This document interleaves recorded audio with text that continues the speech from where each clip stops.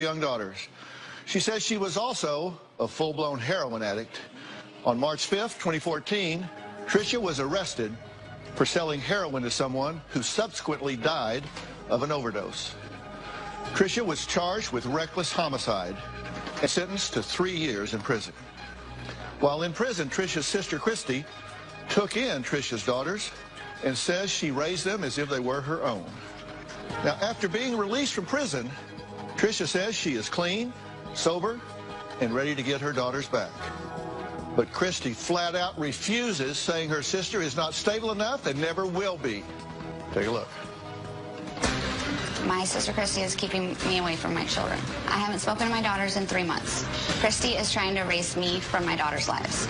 I was in prison for 3 years for reckless homicide, and that's when I lost custody of my 2 daughters. I told them I was going to prison, and we all cried for a while. A local woman is facing manslaughter charges after police say she was involved in a heroin overdose. I was a drug addict and sold my friend heroin. He died of an overdose. Before I went to prison, CPS was trying to put my children in foster care. The only person that I had was Christy. I never agreed personally to give Christy custody of my children. The state gave her custody. I knew Christy was a little manipulative, but I thought when it had to do with the children, it would be okay. I'm worried about my daughters in Christy's care. We write down things we need from the store, do we not? I feel that she has been abusing them and neglecting them. They take care of me all day long, not the other way around. You're my posse of minions. She yells at them, makes them do all the housework. You guys need to do your chores. She controls how much they eat. I feel like my sister is isolating my children from the world because she doesn't let them see any friends or any family. I believe that she has a drug problem. Christy is also an alcoholic. Apparently, I had company last night. Did not know that. I feel that they should be removed from her home. I turned my life around while I was in prison. I started child support, I started working, and she let me see them about 2 or 3 times, and then she went nuts. She loves the control over me. She treats me like she has a restraining order against me. I know I messed up, but I'm not doing anything wrong now. There's no reason I shouldn't have them.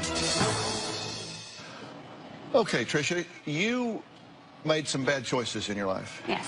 You were addicted to heroin for how long? About a year. About a year.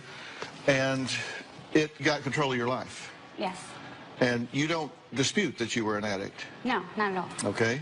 And you got involved with giving heroin to someone else. Did you give it to him or sell it to him? I gave it to him. Mm-hmm. He overdosed, died. Mm-hmm. A friend of yours? Yes. Uh-huh. So you went to prison, and you were sentenced to 3 years. You didn't serve that much time, but you were sentenced to 3 years, right? I served 2.5. Uh-huh. Should you have gone to prison? Yes. So that was justice? Yes. Uh-huh. And you got out early. Why? Basically good behavior. Mm-hmm. You were released May 5th, 2017. Yes. Okay. Now, that means that you had these girls while you were doing heroin. I did, yes. All right. Should you have had those girls while you were doing heroin? No. You were not a responsible parent? No. All right. So you don't debate the fact that that was wrong? Oh, no, not at all. All right. And when you went to prison, the state took the children. Yes. And they could have gone into foster care, but what they typically do is revert to a family member if possible. That's what happened here. Mm-hmm. Were you okay with that? Mm-hmm. And now, describe your life now. Are you clean? Are you sober? Are you stable? Are you a white knuckle addict just getting by day to day? What's happening? I am 3 years sober. I love being sober.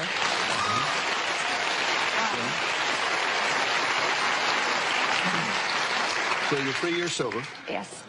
And